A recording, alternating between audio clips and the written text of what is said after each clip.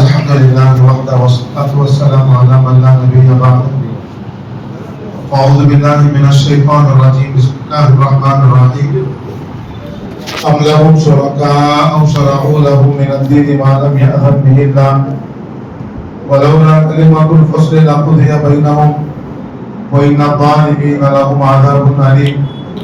ترى الظالمين مشفقين مما كسبوا وهو واقع بهم والذين آمنوا وعملوا الصالحات في روضات الجنات لهم ما يشاءون عند ربهم ذلك هو الفضل الكبير. صدق الله العظيم. محترم بزرگ عزیز ساتھیوں،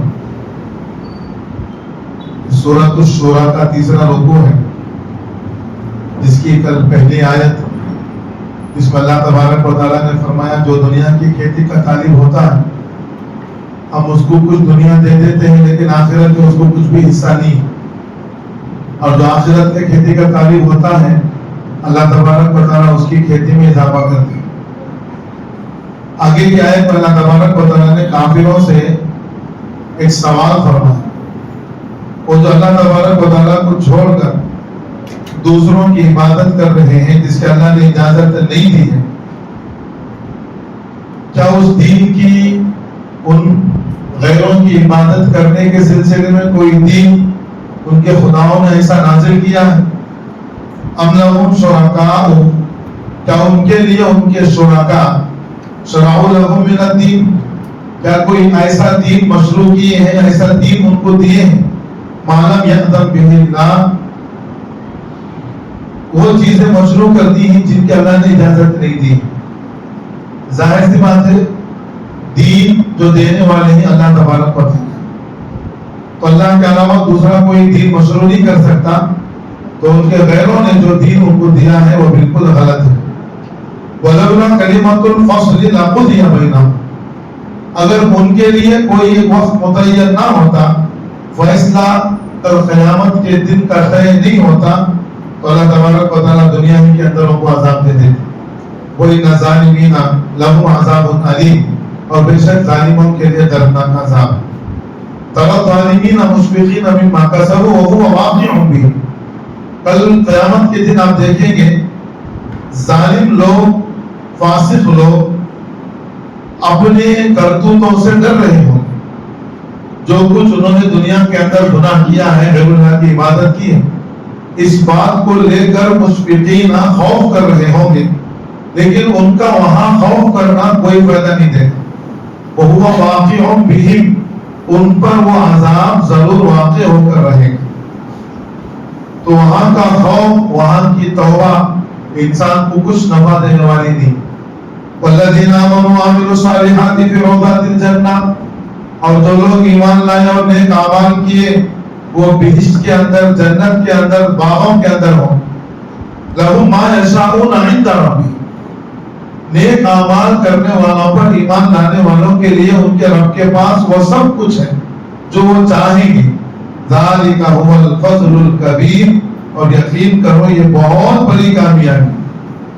ذَلِكَ الَّذِي يُبَشِّرُ اللَّهُ عِبَادَهُ الَّذِينَ آمَنُوا وَعَمِلُوا الصَّالِحَاتِ، یہ جنت کی خوشخبری ایسی خوشخبری ہے جو اللہ تبارک و تعالیٰ اپنے نیک بندوں کو سنائیں گے، وہ نیک بندے جو اللہ پر ایمان لائے اور اعمال صالحہ۔ قرآن مجید کے اندر ایمان کے بعد سب سے زیادہ جو تقاضا کیا گیا ہے وہ نیک اعمال کا، اور اللہ تبارک و تعالیٰ نے ہمیں اپنے بدن سے ایمان عطا فرمایا ہے، ہمیں اپنی زندگی کے اندر کوشش یہ کرنا ہے کہ کیسے نیک اعمال میرے زندگی کے اندر پیدا ہو جائے۔ تو یہ اگر چیز پیدا ہو گئی تو اللہ تبارک و تعالیٰ کے بہت سارے وعدے ہیں دنیا کے اندر بھی، آخرت کے اندر۔ تو یہ خوشخبریاں، جنت کی خوشخبری، جہنم سے آزادی، یہ اللہ اپنے ان بندوں کو سنائیں گے جو ایمان لانے کے بعد نیک اعمال کرتے ہیں۔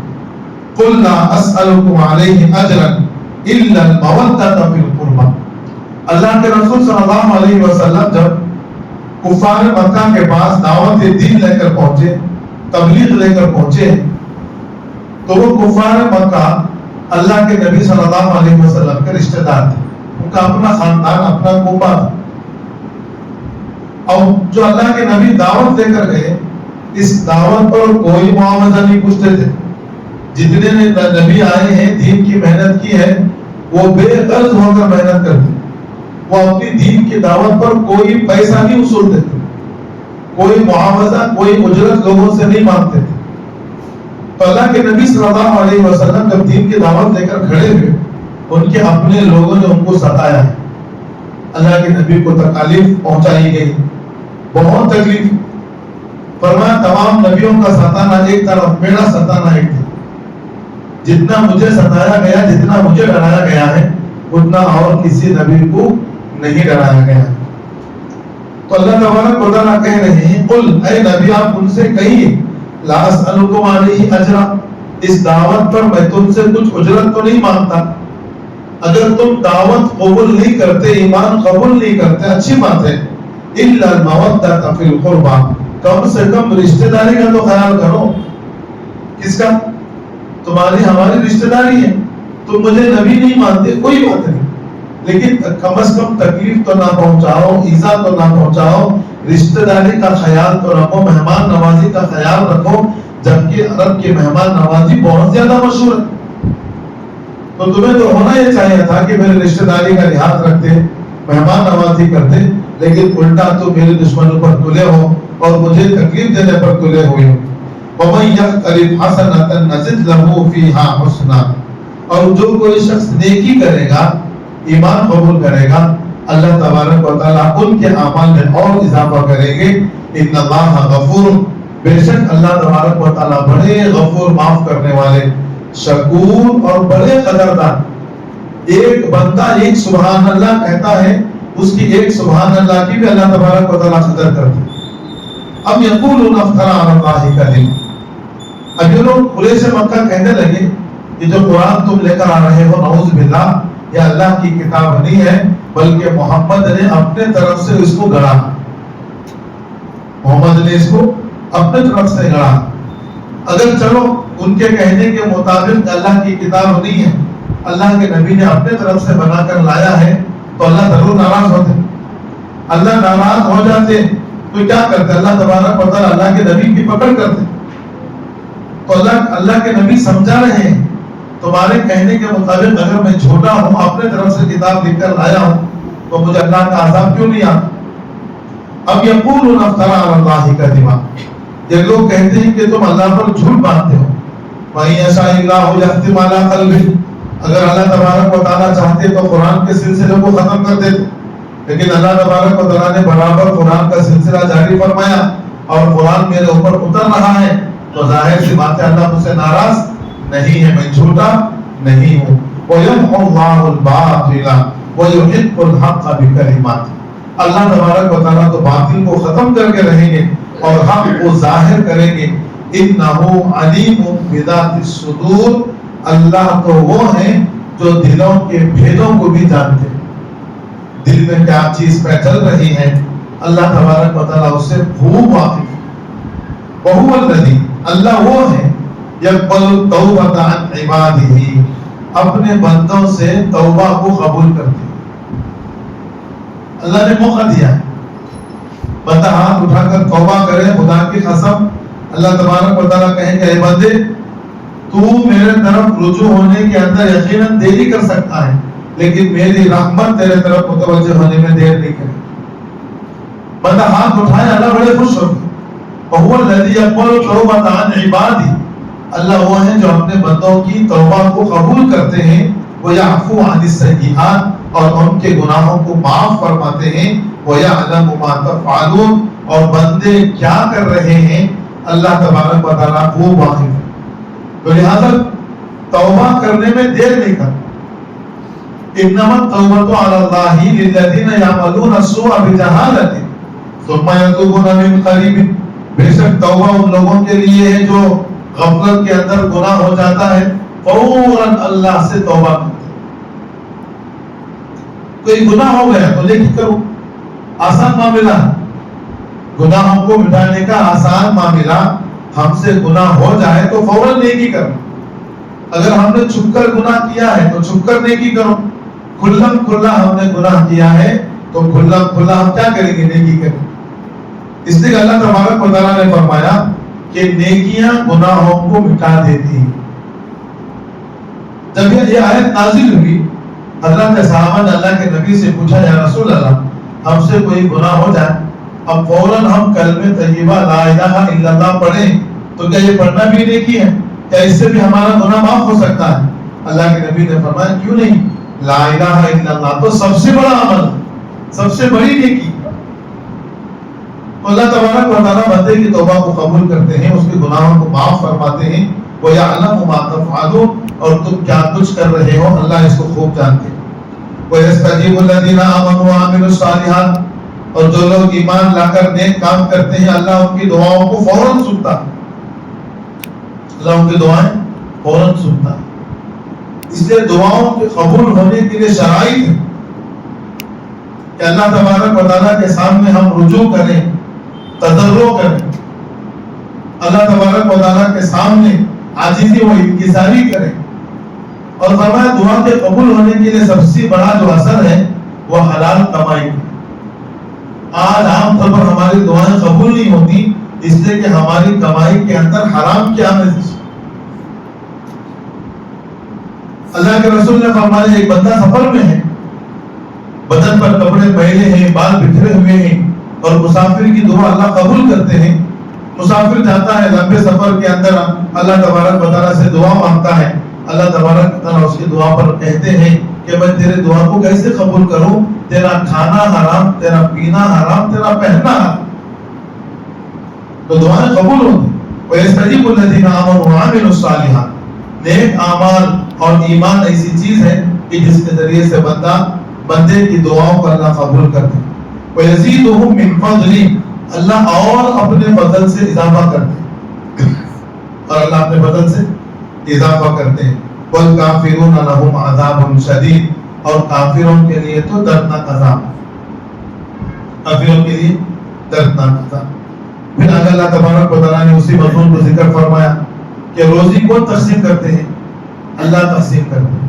اللہ نے پھر فرمایا وَلَوْ بَسَطَ اللَّهُ الرِّزْقَ لِعِبَادِهِ اگر اللہ تبارک و تعالیٰ اپنے بندوں پر روزی کو کھول دیتا، مال کی فراوانی کر دیتا، روزی کو کھول دیتا تو کیا ہوتا؟ لَبَغَوْا فِي الْأَرْضِ تو زمین میں لوگ بغاوت کرنے لگے، کوئی کسی کے کام نہیں آتا۔ تو اس سے اللہ تبارک و تعالیٰ کی حکمت یہ ہے کہ اللہ تبارک و تعالیٰ نے روزی دی سب کو اپنے حساب سے۔ وَلَوْ بَسَطَ اللَّهُ الرِّزْقَ لِعِبَادِهِ لَبَغَوْا فِي الْأَرْضِ اگر اللہ سب کے لیے روزی کھول دیتا تو سب دنیا کے اندر باغی بن جاتے۔ وَلَٰكِن يُنَزِّلُ بِقَدَرِ مَا يَشَاءُ لیکن اللہ تبارک و تعالیٰ اپنی قدرت سے جسے چاہتا ہے جتنا چاہتا ہے عطا فرماتا ہے۔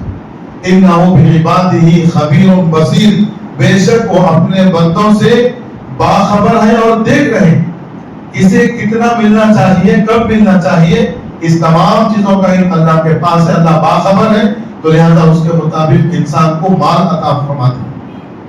اور اللہ تبارک و تعالیٰ کی صفت ذکر فرمائی وَهُوَ الَّذِي يُنَزِّلُ الْغَيْثَ مِن بَعْدِ مَا قَنَطُوا اللہ تبارک و تعالیٰ تو وہ ہے جو لوگوں کے نا امید ہونے کے بعد بارش برساتا ہے۔